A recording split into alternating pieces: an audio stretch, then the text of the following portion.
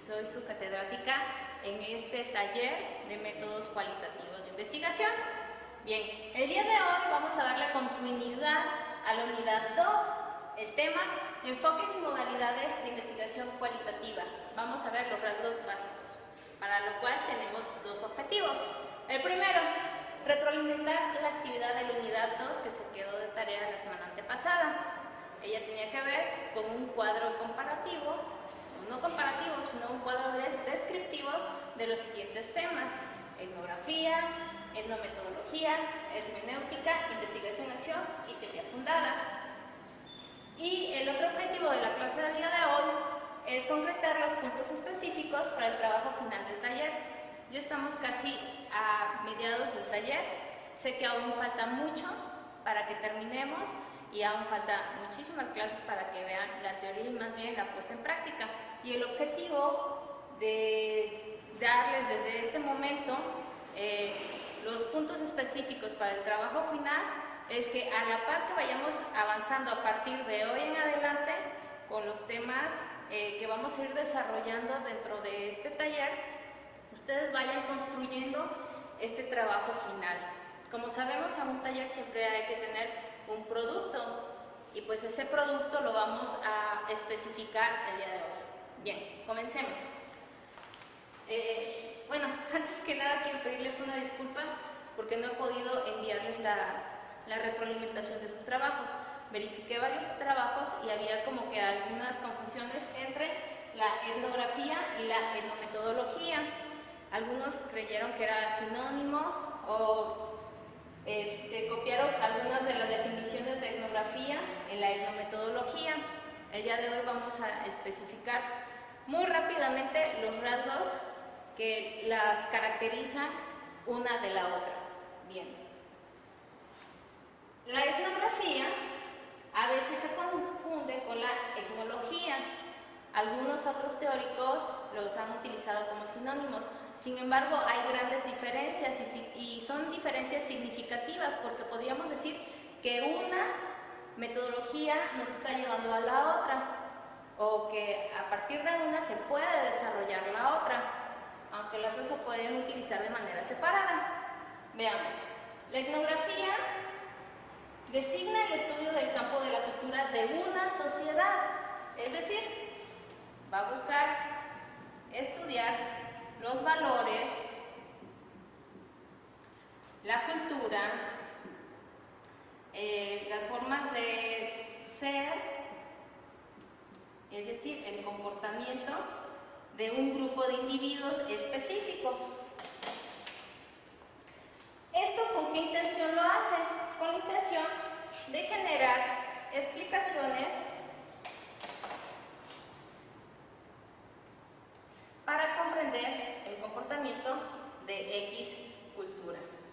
De igual manera, podemos hacer referencia a que la etnografía no es suficiente para comprobar hipótesis. Sin embargo, aquí es donde digo que una complementa a la otra, una metodología complementa a la otra.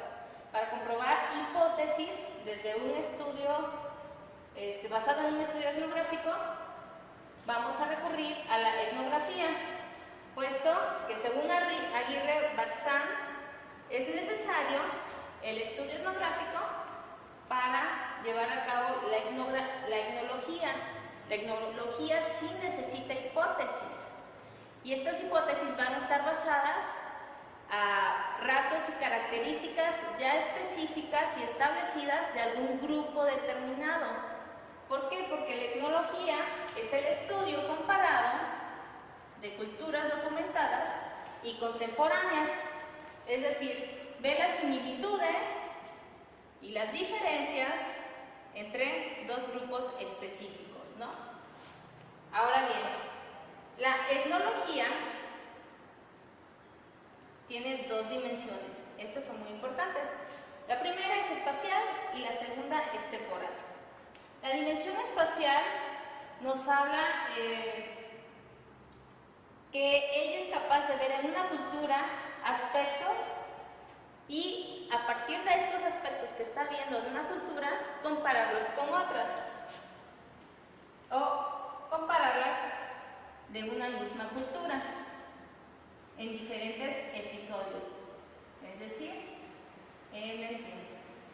Ahora bien, la temporal es la del tiempo y por lo regular utilizamos la etnohistoria o los estudios etnohistóricos, que nos hace observar cierta cultura por medio de libros, de textos, fotografías, videos, y a partir de esta observación de X conjunto o comunidad poblacional podemos ver lo que fue ayer en la historia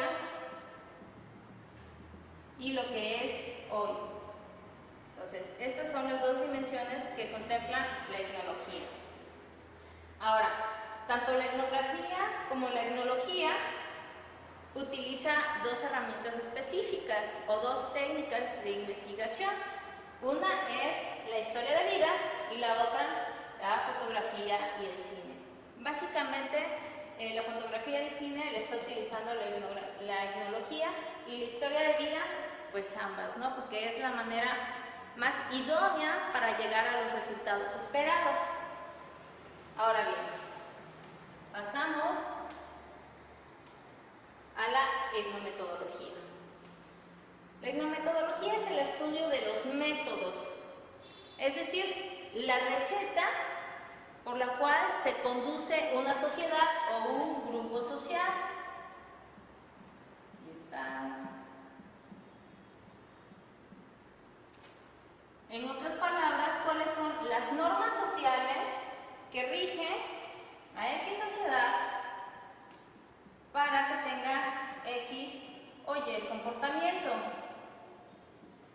Y este a su vez haga que sean aceptados por los iguales a ellos, los actores sociales iguales, es decir, sus compañeros. Un ejemplo de esto es el machismo. ¿Qué es lo que me hace a mí normal ante mis demás compañeros dentro de esta sociedad jalapeña? Esa es una pregunta. Ahora, regresando al machismo, podríamos utilizar un ejemplo de estudio etnometodológico que se hizo en España, donde decía, en una cultura existen varios tipos de machismos. Bueno, no es que existan varios tipos de machismo, sino que los machistas se comportan de diferente manera y tienen diferentes perspectivas acerca de cómo tratar a una mujer. Entonces, en este estudio se les hacía muy interesante ver cómo, a pesar de que era en una misma cultura, el trato hacia la mujer de manera deplorada, cómo el comportamiento de ellos era diferente. Ahora, ante esta situación puedo citar al argentino Luis Borges, quien nos dice: la cultura no se modifica, es decir, los machistas de Europa van a seguir siendo machistas, pero la tradición sí puede ser levemente modificada.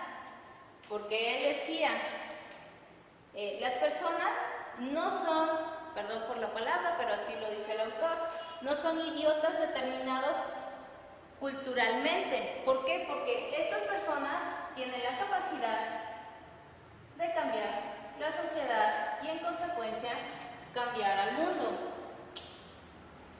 Ahora bien, ¿qué herramienta o técnica metodológica utiliza la etnometodología?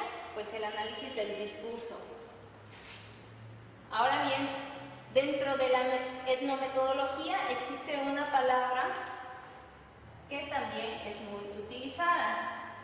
Ella es la indexicalidad, que no es otra cosa que darle un significado a alguna palabra, pero desde diferentes culturas. Es decir, El significado que se le da a una palabra depende de la cultura, depende del espacio, depende del tiempo, depende de la sociedad. Un ejemplo claro también es el del fuego. La palabra fuego en sí para nosotros los mexicanos podría significar catastro, podría significar malas noticias, quemados, enfermedad, o sea, cuestiones quizás negativas en nuestro contexto mexicano, donde sabemos que la República Mexicana tiene climas templados y tal vez el fuego significa que se está incendiando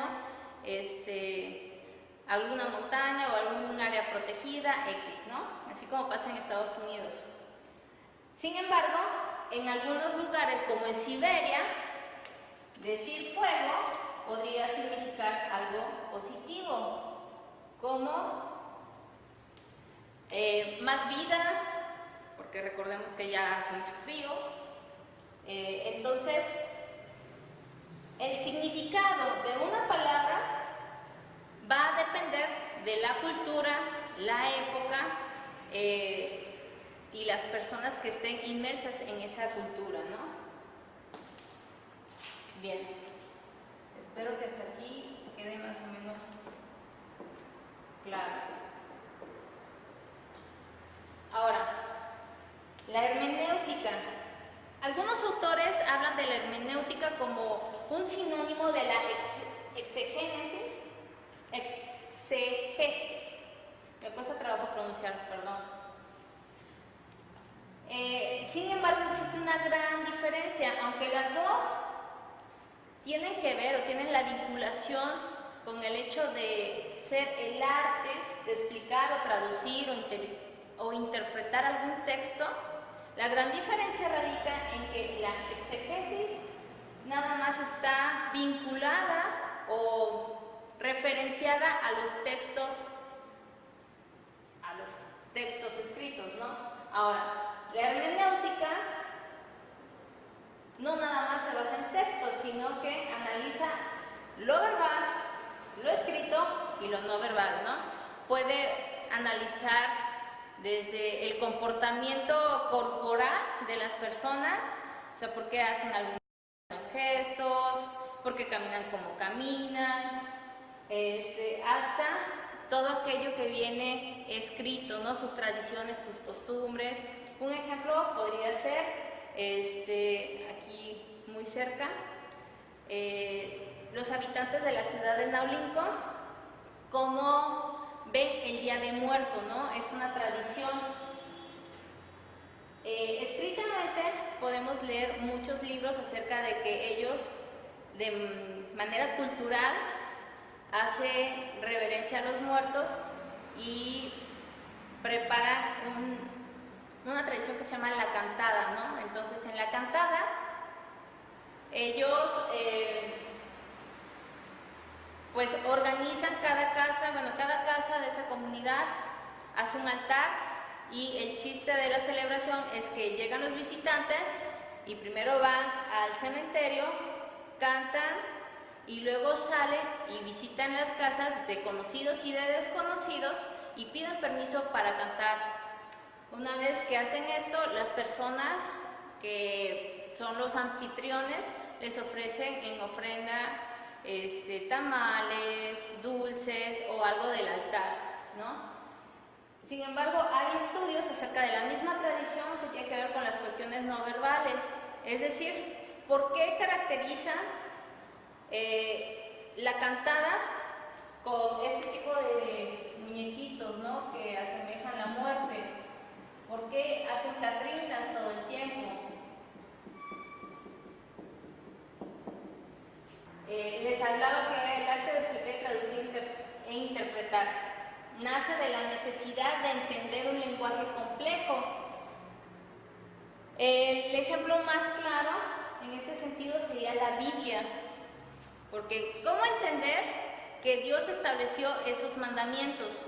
¿Cómo entender o interpretar que lo que está diciendo el sacerdote en la iglesia realmente es los mandamientos que Dios está solicitando? El ejemplo claro de la hermenéutica, perdón, esto lo pasamos acá, de la hermenéutica es con los cristianos.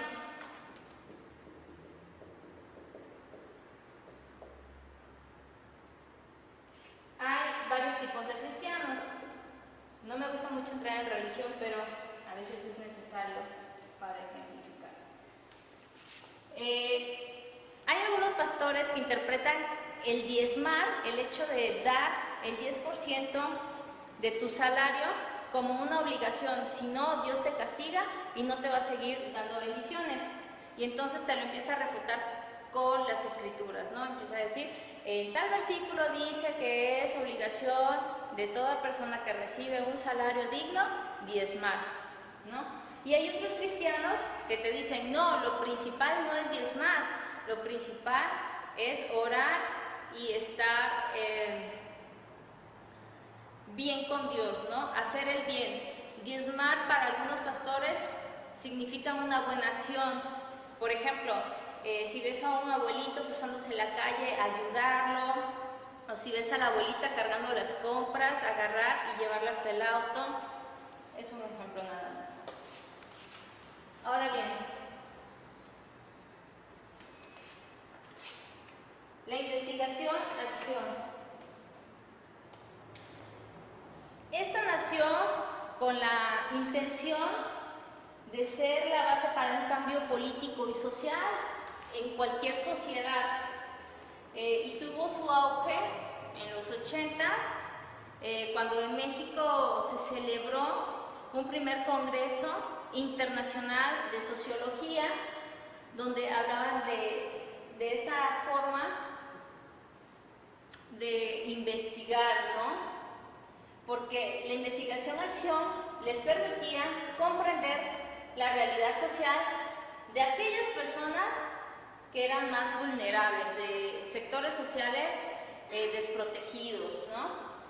Y pues el objetivo era, o es, transformar a partir de la observación y los datos que se recauden o se recogen en investigación-acción, implementar acciones para beneficio de X o Y sociedad. En alguna de mis clases he mencionado acerca de una investigación que hizo una de mis compañeras, excompañeras, ahora colega de investigación, que se fue a Michoacán con las mamás que estaban enseñando a leer y escribir a los bebés, más bien la lectoescritura, ¿no? Y ella lo que hizo fue una intervención. Entonces ella lo que buscaba era implementar acciones dentro de esa comunidad que ayudara a las mamás a que les enseñaran más rápido el proceso de aprendizaje con libros. Y eso mismo lo trajo a Jalapa y ahora lo aplica en Junco Papalote, que es una institución donde ella está encargada, o más bien ella es la dueña, ¿no? Y buscando comprender la realidad social de estos niños que tenían muchas desventajas con respecto a niños de ciudad, ella pudo hacer una intervención. Bien, finalmente tenemos la teoría fundada. Nos dice que desarrolla teoría a partir de datos que se pueden sistematizar en captura, y una vez sistematizados en captura, los analiza. Lo que busca es hacer un análisis comparativo constante durante la investigación. Cuando utilizas esta metodología, vas haciendo la comparación. En estos casos, en todos los casos, podemos hacer uso de un programa que ya algunos de sus compañeros les he mencionado. El programa se llama Atlas y muchos de ustedes también lo han de ver conocido o lo han de ver utilizado. Quizás son más expertos que yo, ¿no? Pero el punto es que el Atlas es un instrumento en la investigación cualitativa y también cuantitativa cuando utilizamos estas técnicas. En alguna ocasión les comenté, ¿no? Lo cualitativo no está peleado de lo cuantitativo y se pueden prestar técnicas. Ahora bien, esta herramienta es utilizada para muchas de estas metodologías. ¿De qué se trata? De introducir textos. Pueden ser libros, de revistas, de periódicos, y estos a su vez cruzar con información digitalizada, por ejemplo de entrevistas.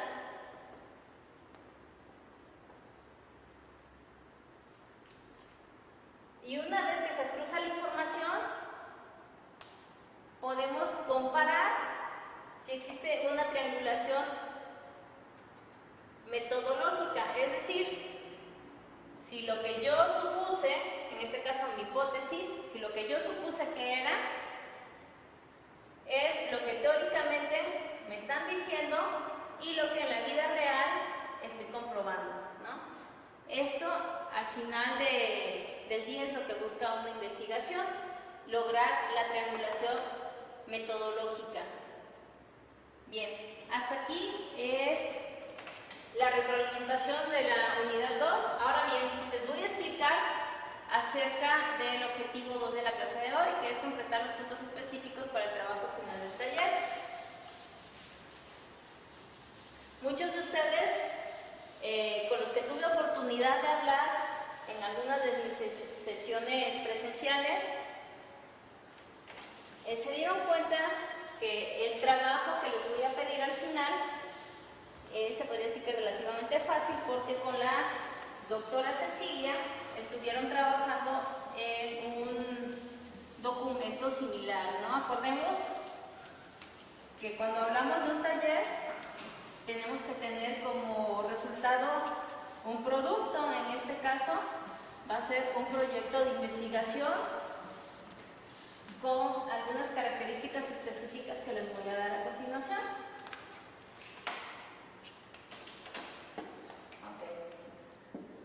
Para el trabajo final. Primero van a elegir el tema. Este tema puede ser el mismo que utilizaron con la doctora Cecilia.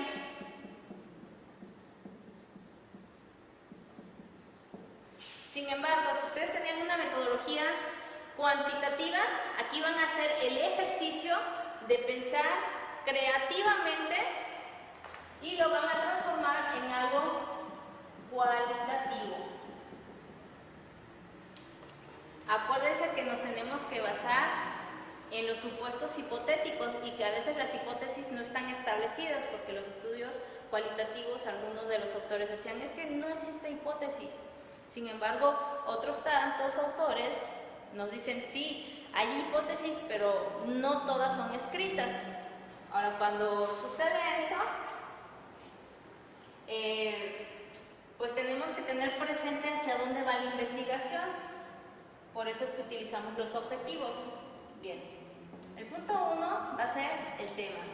El punto 2, el planteamiento del problema.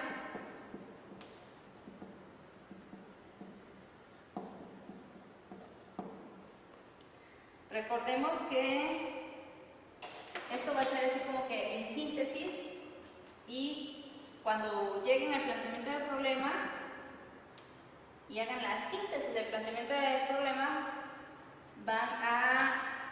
pueden utilizar esta frase que es muy común: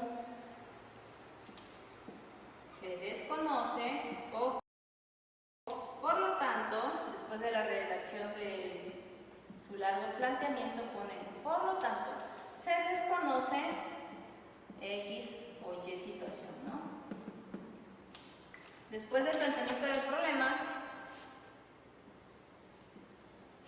le van a poner la hipótesis, si es que tienen, y si no tienen, me van a establecer la hipótesis que ustedes tienen en mente.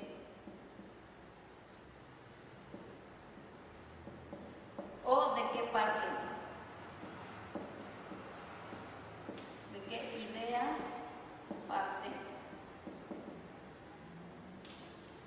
esta investigación. Punto 4. Los objetivos. Acordemos que se dividen en dos, en general y específicos.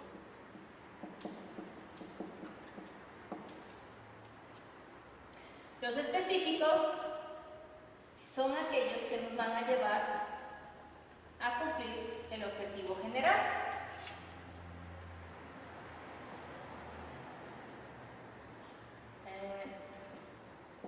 Luego me van a establecer las preguntas de investigación. Igual ya lo hemos visto, que las preguntas son los objetivos, pero cambia la redacción, o viceversa. Los objetivos son las preguntas, pero cambiando la redacción. Me van a hacer una mini, porque esto va a ser como un tipo protocolo, una mini investigación donde me van a poner un marco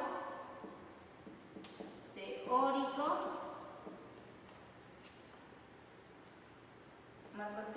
e histórico,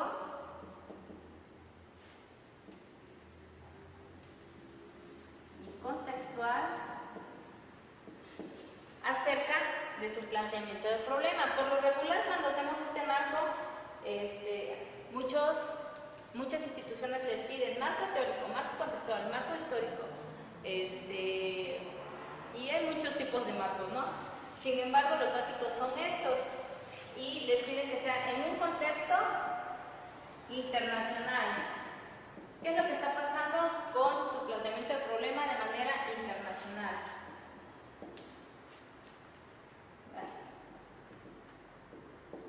Me van a hablar de su planteamiento del problema de manera nacional y más específicamente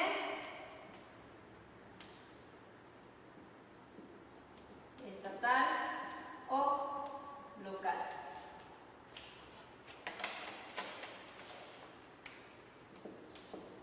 Aquí viene lo más importante de este trabajo de investigación. No crean que van a ser muchas cuartillas, bueno, más bien de este trabajo final para el taller. Aquí es la metodología.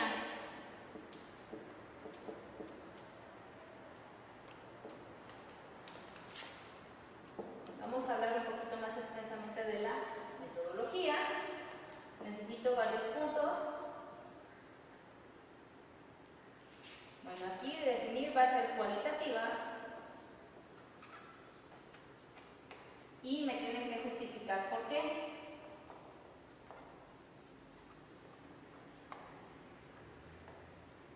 Me van a decir la temporalidad, si va a ser longitudinal o transversal. Me van a decir qué técnicas de investigación propias de la metodología cualitativa van a utilizar. Propias de metodología cualitativa. Y me van a decir por qué, es decir, también van a justificar.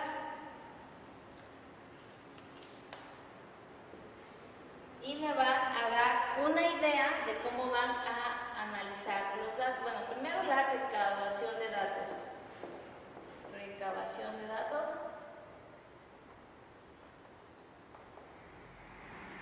Y luego, cómo van a analizar estos datos. Por eso les decía que es importante desde ahorita que sepan cuál es el trabajo que les voy a solicitar al final del curso, porque en esta parte de analizar datos probablemente la mayoría de ustedes utilicen el Atlas-T, y en alguna de las clases vamos a dar así como que una asesoría flash acerca de cómo utilizar el Atlas-T y para qué sirve. Bien, aquí en la recabación de datos necesito que también me mencionen la población,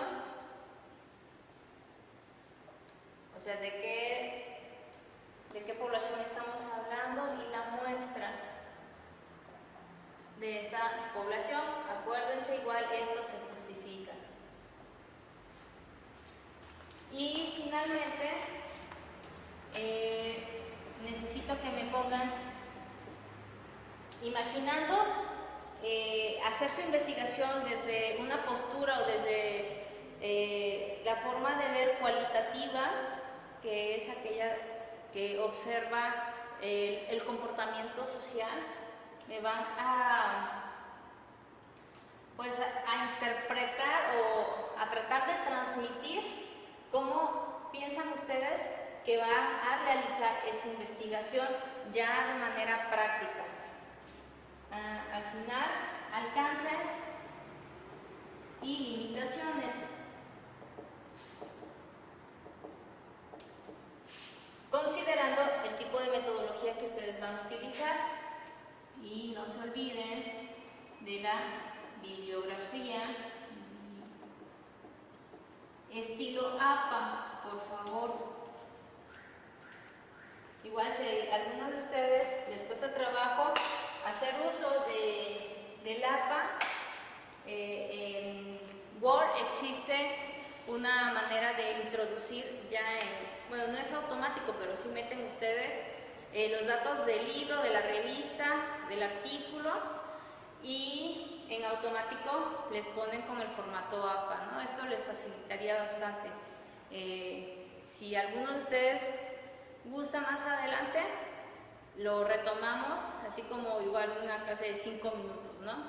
Como un mini tutorial. Bien, hasta aquí espero que no haya ningún problema con respecto a los puntos específicos para el trabajo final del taller. Recordemos que es importante utilizar la imaginación y pues básicamente retomar todo lo que vayamos viendo en cada una de las clases, ¿no?